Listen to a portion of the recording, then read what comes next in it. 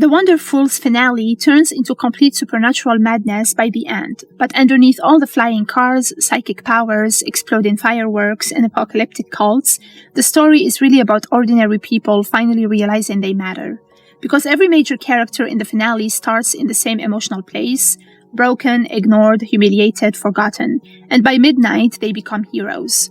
At first, Gyeon-hoon still sees himself as a complete failure. He rants about losing his job during the financial crisis, disappointing his family, never buying Chung the CD player she wanted, and never being respected by anyone.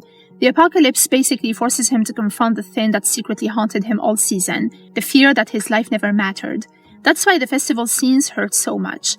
Even when he's literally trying to save the city, nobody listens.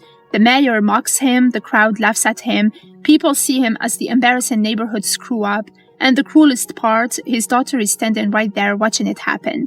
But instead of giving up, Gyeon-hoon keeps trying anyway.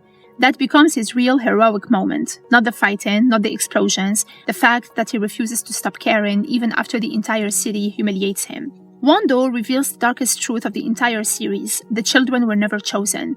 They were disposable test subjects. That revelation completely destroys the fantasy surrounding the Church of Eternal Salvation. There was never destiny, never enlightenment, never salvation. Only greed, obsession, human experimentation, and the pursuit of immortality. Won-do believes history only remembers extraordinary survivors. To him, sacrificing an entire city is acceptable if it creates even one perfect being like Unsan. That ideology is what makes him the true villain of the story, because Wonderfools ultimately argues the opposite. Ordinary people matter too, not just powerful ones, not just special ones, everyone. Even after Won-do dies, Juran keeps the church's plan alive. That's important because by this point, the apocalypse is no longer just about the cult. It becomes about pain turning into hatred. Juran grew up abused, experimented on, and discarded. Nobody protected her, nobody saved her. So she reaches the conclusion that humanity deserves to suffer too. That's why Gyeon-hoon's confrontation with her matters so much. Instead of fighting her like a superhero, he scolds her like a parent. The scene is absurdly funny, but emotionally it's huge. Because for probably the first time in her life, someone treats Juran less like a monster and more like a hurting child throwing a tantrum at the world. And for one brief moment, it almost reaches her. At the beginning of the series, Chani survives mostly through fear, sarcasm, and running away. And by the finale, she charges directly into danger without hesitation. The transformation becomes obvious when armed followers start chasing her and she laughs while taunting them. She's no longer terrified of being powerless, and that growth culminates in the ending sacrifice. When the group realizes the airborne fireworks are actually giant drug bombs, Chani immediately decides, I'll carry it away myself.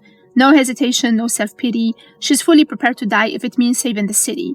That decision proves she has become the exact opposite of the selfish world the church created. One of the smartest parts of the finale is how realistic the public reaction feels. Even with supernatural chaos happening everywhere, floating cars, explosions, psychic attacks, and collapsing streets, people still refuse to believe the truth. That's because Wonderfools constantly critiques how society ignores inconvenient people and inconvenient realities. Gyeon-hoon warned everyone repeatedly, nobody listened because of who he was. In their eyes, failures cannot possibly be right. And that idea continues even after the city is saved. By the end, the public convinces itself it was all just a storm. The real heroes are forgotten immediately. The fireworks become the perfect symbol for the church's ideology. Fireworks are supposed to celebrate hope, joy, a new millennium, community. But the church turns them into a weapon. They plan to spread death disguised as celebration.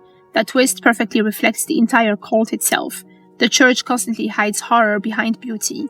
Salvation hide in experimentation, faith hide in manipulation, and immortality hide in suffering. So when Chani teleports the explosive away at the exact moment midnight hits, she symbolically steals the apocalypse back from them.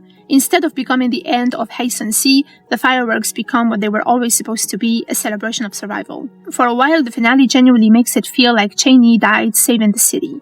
And emotionally, everyone treats her like she's gone forever. Her grandmother prepares a memorial, Robin completely falls apart, the group feels broken without her. Then she casually walks back in, alive, explaining she got stranded overseas without money or a passport. The scene perfectly captures the show's tone again, emotional sincerity mixed with absolute chaos. But the deeper reason the moment works is because the group finally feels complete together. For the first time, nobody is abandoned, left behind, and disappears forgotten, which is the exact opposite of what happened to the experiment children years earlier. Eunjeon's story is one of the saddest in the series. He spent years manipulated, abandoned, weaponized, and stripped of his identity. That's why Cheney calling him Lee Eun-jon instead of sensei becomes so important. She reminds him he's still a person underneath all the control and trauma. By the finale, Eun-jon survives physically, but emotionally he's still learning how to exist as a human being again. His awkward relationship with Cheney reflects that. He still hides behind sarcasm and distance, but it's obvious he genuinely cares about her now. The narration at the end explains the show's core message directly. Some people are different, weird, late bloomers, and outsiders. But that does not make them worthless. Nobody is truly a nobody. That line redefines every major character in the series. Especially Gyeon-hoon, a man society mocked who ultimately saved thousands of people. Cheney, a frightened outcast who becomes brave enough to save an entire city alone. Robin, someone constantly insulted and underestimated who still fights beside his friends no matter what. A broken survivor who slowly rediscovers his humanity. The finale argues that heroism doesn't belong only to the powerful or respected. Sometimes the people everyone laughs at are the ones who save everyone else. Even though the apocalypse is stopped, the ending quietly warns that the danger isn't fully gone. Investigators continue exploring abandoned church facilities. Supernatural traces still remain, and the powers clearly didn't disappear completely.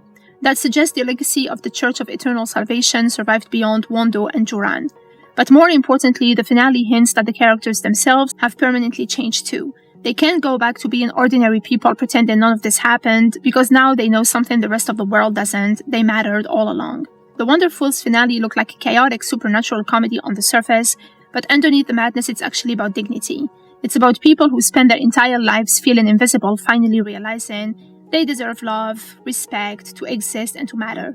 The church tried to create perfect humans by destroying everyone else, but the finale rejects that idea completely. The people who save the city aren't flawless heroes.